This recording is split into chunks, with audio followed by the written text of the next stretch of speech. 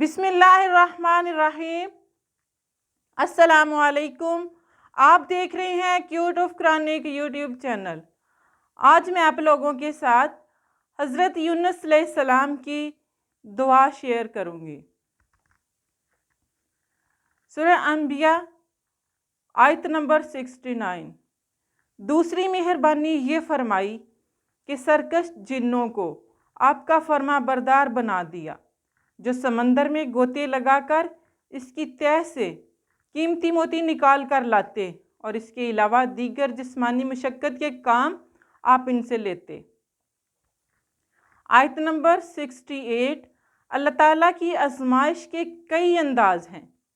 کبھی وہ انعامات و احسانات کا می برسا کر آزماتا ہے، اور کبھی علام و مصائب میں مبتلا کر کے امتحان لیتا ہے۔ پہلے حضرت داؤد علیہ السلام اور سلیمان علیہ السلام کا ذکر فرمایا، جنہیں عزت و شاہی جاہ و جلال سے نوازا۔ پہاڑ اور پرند، ہوا اور شیاطین کو ان کا حلقہ بے گوش بنایا۔ اس کے باوجود شکر و ذکر سے کبھی غافل نہ رہے کہ حضرت داؤد علیہ السلام اور سلیمان علیہ السلام کو اللہ تعالیٰ نے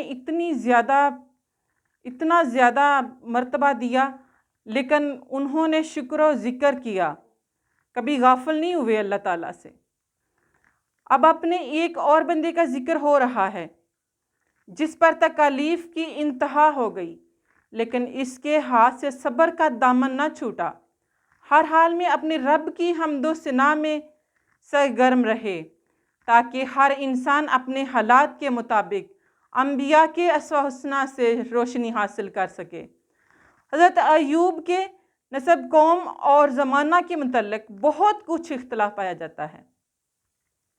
آپ کا زمانہ 9ویں صدی قبل مسیح یا اس سے پہلے کا ہے۔ آپ حضرت اسحاق علیہ السلام کے دوسرے بیٹے عیسیٰ کی نسل سے تھے۔ آپ بڑے دولت مند تھے۔ زرعی زمین کا اندازہ اس سے لگا لیجئے کہ آپ کے پاس کھیتی باڑی کے لیے بیلوں کی 500 جوڑیاں تھیں۔ جن کی کھیتی باڑی وہ کرتے تھے تو ان کے پاس 500 جوڑیاں تھیں جن کے ساتھ وہ اپنے کھیتوں میں ہل چلاتے تھے۔ ہزاروں کی تعداد میں بھیڑ بکریاں تھیں۔ 7 بیٹے تھے اور 7 بیٹیاں تھیں۔ زوجہ محترمہ کا نام رحمت بتایا گیا ہے، جو حضرت یوسف علیہ السلام کے بیٹے سے تھی، یعنی کہ ان کے بیٹے کی بیٹی تھی۔ بڑی حسین و جمیل اور صحت مند تھی۔ حسین و جمیل تو ہونی تھی، حضرت یوسف علیہ السلام کی پوتی جو تھی۔ ان انعامات کے باوجود آپ اپنے خالق کی عبادت اور اس کی مخلوق کی خدمت میں ہر طرح سرگرم رہا کرتے۔ اللہ نے جب آزمانا چاہا، کھیتیاں جل کر راکھ ہو گئی، مال مویشی میں ایسی وبا پھوٹی کہ ایک بھی زندہ نہ رہا۔ آپ کے سارے بیٹے اور بیٹیاں اپنے بڑے بھائی کے ہاں مدعو تھے، مکان گرا اور سب لقمہ اجل بن گئے۔ آپ کے جسم میں آبلے نمودار ہوتے گئے۔ خارش کی وجہ سے انہیں کھجلایا تو انہوں نے ناسوروں کی شکل اختیار کر لی۔ ان میں چھوٹے چھوٹے کیڑے رینگنے لگے، جسم سے پیپ بہنے لگی۔ سب نیاز مند اپنا سلسلہ نیاز و عقیدت توڑ کر الگ ہو گئے۔ سب دوستوں نے نفرت سے آنکھیں پھیر لی۔ شہر والوں نے بستی سے نکال دیا کہ اس سے لوگوں میں بیماری پھیلنے کا خطرہ ہے۔ آزمائش کی ان ہوش ربا گھڑیوں میں نہ زبان پر حرف شکایت آیا اور نہ دل میں کبھی اپنے مالک کا شکوہ کیا۔ کافی عرصہ اسی حالت میں گزر گیا۔ بعض نے 7 سال اور بعض نے اس سے بھی زیادہ لکھے ہیں۔ زبان پر پھر بھی اپنے خالق و مالک کی حمد و ثنا میں مصروف رہی۔ آخر یہ التجا زبان پر آ ہی گئی، انی مسنی الضر، الہی مجھے مصیبتوں اور بیماریوں نے چاروں طرف سے گھیر لیا ہے۔ اس کے بعد یہ عرض نہیں کہ میری تکلیفوں اور بیماریوں کو دور فرما دے اور مجھے ان مصیبتوں سے رہائی بخش۔ صرف اتنا ہی عرض کیا، अंत अरहमुर राहिमीन, तू बड़ा रहम करने वाला है। गोया ये कहकर सब कुछ ही कह दिया। रहमत इलाही जोश में आई, चश्मजन में सारी मुसीबतें दूर हो गई। हुस्नो शबाब फिर लूट आया, उजड़ा हुआ घर आबाद हो गया। मालो दौलत की वही फ्रावानी हो गई, बल्कि पहले से भी ज़्यादा हर चीज़ में बरकत, रौनक आ गई। बाज़ रवायत में आया है कि पहले जो बच्चे और बच्चियां वफ़ात पा गए थे, अल्लाह ताला ने उनको भी ज़िंदा कर दिया। यानी हज़रत अय्यूब अलैहिस्सलाम के इस किस्सा में अल्लाह ताला की इबादत करने वालों और उसकी रज़ा के तलबगारों के लिए बड़ी रोशन और वाज़िया नसीहत है।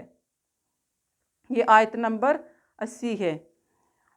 वो याद रखें कि अगर आजमाइश की किसी ऐसी वादी में से इनका भी गुज़र हो जहाँ कदम कदम पर मुसीबतों के अज़दहा मुँह खोले बैठे हों, जहाँ बर्बादियों और वीरानियों के रूह फरसा सन्नाटे हों, तो वो अपने रब्बे करीम का शिकवा ना शुरू कर दें, इसकी रहमत से मायूस ना हो जाएं, बल्कि सीरत अय्यूब को सामने रखें और सब्र इस्तकामत का दामन थामे हुए कदम आगे बढ़ाते जाएं।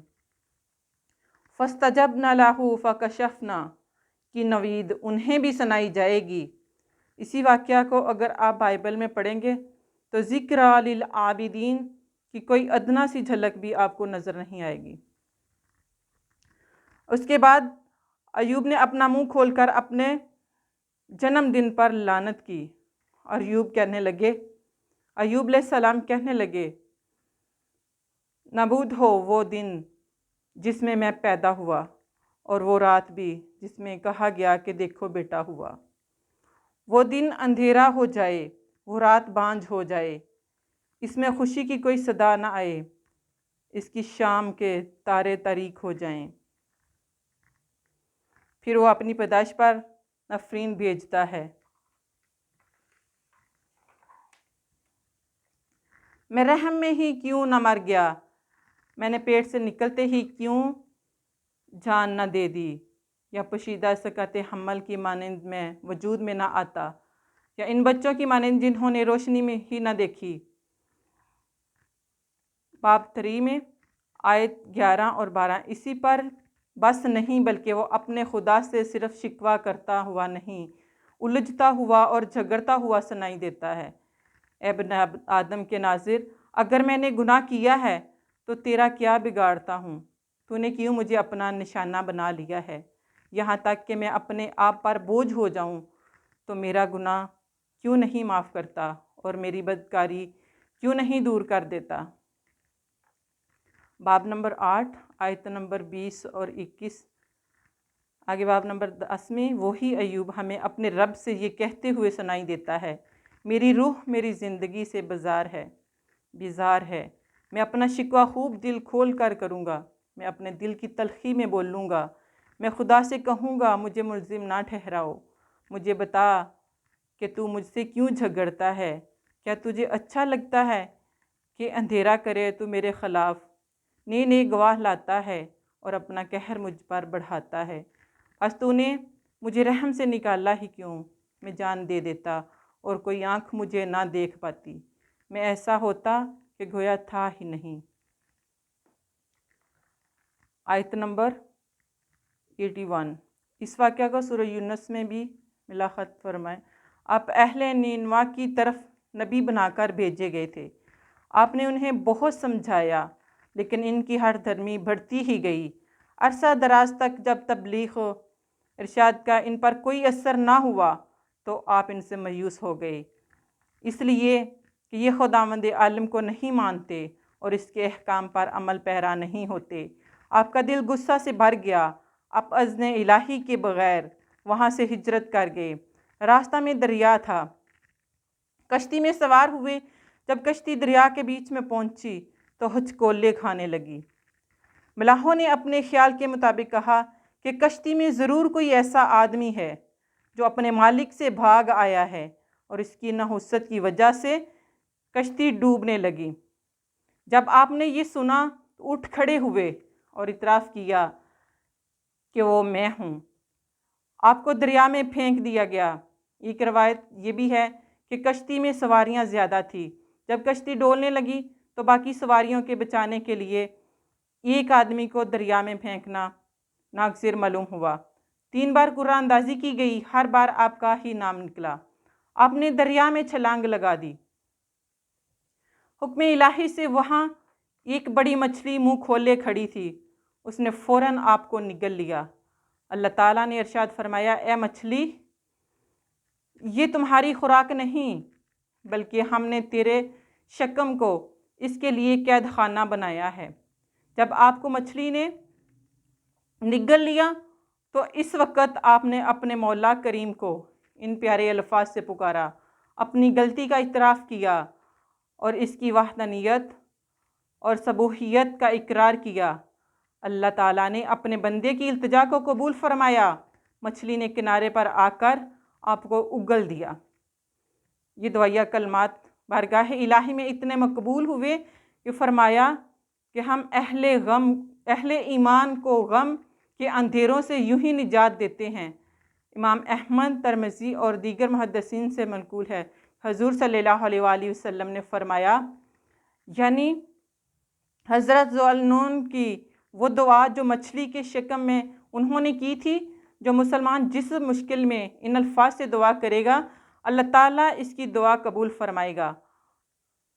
حاکم نے ایک اور ارشاد باری تعالیٰ فرمایا نقل کیا ہے، حضور صلی اللہ علیہ وسلم اپنے صحابہ سے پوچھا، کیا میں تمہیں ایک ایسی چیز نہ بتا دوں کہ جب تمہیں کوئی غم اور مصیبت لاحق ہو اور تم اس سے بارگاہ الہی میں التجا کرو تو اللہ تعالیٰ تمہاری مشکل آسان فرما دے۔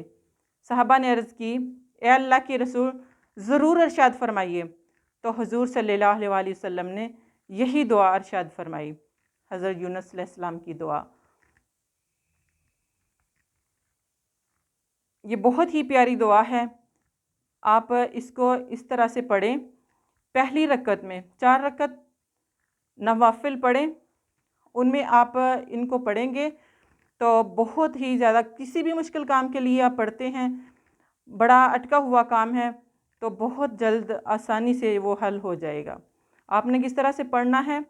4 نفل پڑھنے ہیں، ان میں یہ دعا آپ نے پڑھنی ہے۔ کس طرح سے پڑھنی ہے یہ میں آپ کو بتاتی ہوں۔ پہلی رکعت میں سورہ فاتحہ کے بعد لا الہ الا انت سبحانک انی کنت من الظالمین پڑھنا ہے۔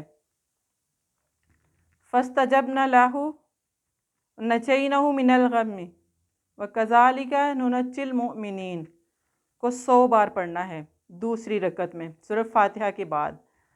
اس کے بعد تیسری رکعت میں رب انی مسنی الضر وانت ارحم الراحمین کو 100 بار پڑھیں گے تیسری رکعت میں فاتحہ کے بعد۔ وَأُفَوِّضُ أَمْرِي إِلَى اللَّهِ إِنَّ اللَّهَ بَصِيرٌ بِالْعِبَادِ اس کو بھی 100 بار پڑھیں گے چوتھی رکعت میں بعد فاتحہ کے۔ قَالُوا حَسْبُنَا اللَّهُ وَنِعْمَ الْوَكِيلُ اس کو 100 بار پڑھیں گے۔ پھر سلام پھیر کر 100 بار یہ کہیں گے، رب انی مغلوب فانتصر، اور اللہ تعالیٰ سے دعا کریں تو اللہ تعالیٰ آپ کی دعا کو ضرور قبول فرمائیں گے۔ اور کسی بھی مشکل کام کے لیے آپ پڑھتے ہیں تو انشاءاللہ اللہ تعالیٰ آپ کی دعا کو قبول فرمائیں گے۔ جس طرح یونس علیہ السلام کو اللہ تعالیٰ نے اندھیروں سے نکالا اس دعا کو پڑھنے سے، تو اللہ تعالیٰ آپ کی زندگی کے اندھیروں کو بھی ختم فرمائیں گے۔ آپ یہ وظیفہ لازمی پڑھیں اور اللہ تعالیٰ سے دعا کریں۔ آپ کو میری ویڈیو پسند آئی لائک کریں، کمنٹ کریں، شیئر کریں اور چینل کو سبسکرائب کریں اور بیل آئیکن کو پریس کر دیں تاکہ ہر نئی آنے والی ویڈیو بروقت آپ تک پہنچتی رہے۔ اللہ حافظ۔